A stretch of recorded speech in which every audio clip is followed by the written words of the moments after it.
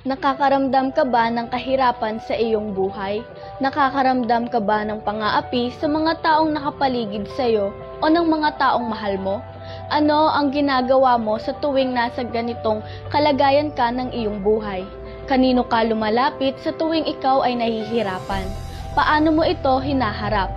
Kapatid, ang pinakamagandang gawin sa mga panahong ito ay lumapit sa Diyos at ipagkatiwala sa Kanyang mga kamay ang iyong mga pasanin.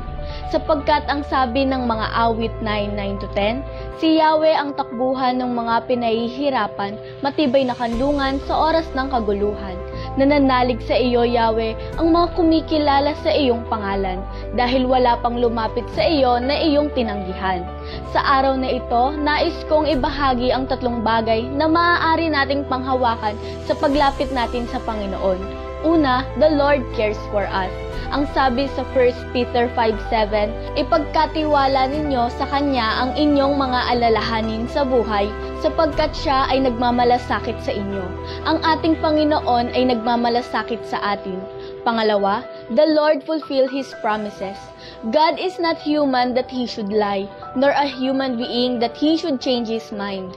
Does He speak and then not act? Does He promise and not fulfill? Sa paglapit natin sa Panginoon, maniwala tayo na tutugunin niya ang anumang panalangin na ating idudulog sa Kanya, sapagkat tapat siyang Diyos. Ikatlo, trust the Lord with all your heart and you will never be put to shame. Ang sabi ng mga Kawikaan 3:5-6, kay Yahweh ka magtiwala, buong puso at lubusan, at huwag kang mananangan sa sariling karunungan. Sa lahat ng iyong gawain, siya nga'y alalahanin, upang ika'y patnubayan sa iyong mga tatahakin. At ang sabi ng awit 25:3, ang sinumang nagtitiwala sa inyo ay hindi malalagay sa kahihiyan, ngunit mapapahiya ang mga traidor. Sa iyong paglapit sa Panginoon, ipagkatiwala mo sa Kanya ng buong puso ang lahat ng iyong pinagdadaanan. Siya ang Diyos na hindi nagkukulang, ang Diyos na ating mapagkakatiwalaan. Huwag nating hayaan na tayo ay mamuhay sa kalungkutan, galit at hinagpis sa mga ginawa sa atin ng iba na nagdulot sa atin ng sakit. Hayaan natin na ang Panginoon ang kumilos sa ating sitwasyon, sapagkat tunay na mas maganda ang Kanyang mga paraan.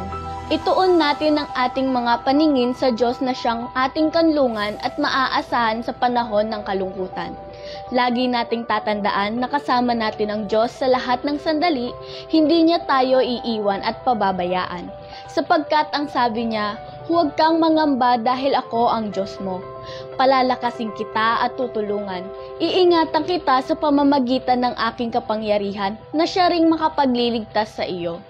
Kaya ng Panginoon na tayo ay palayain at pagalingin ang ating sugatang puso. Pinagagaling niya ang mga pusong nabigo at ginagamot ang kanilang mga sugat. Psalm 9:9. Si Yahweh ang takbuhan ng mga pinahihirapan, matibay na kanlungan sa oras ng kaguluhan. To God be all the glory. Maraming salamat po sa inyong panunood. Kung nagustuhan ninyo ang video, paki-like at mag-subscribe sa aming channel, Hands for Christ International Christian Ministry. I-click na rin ang bell para updated kayo sa aming mga bagong videos. Pagpalain po kayo ng Diyos.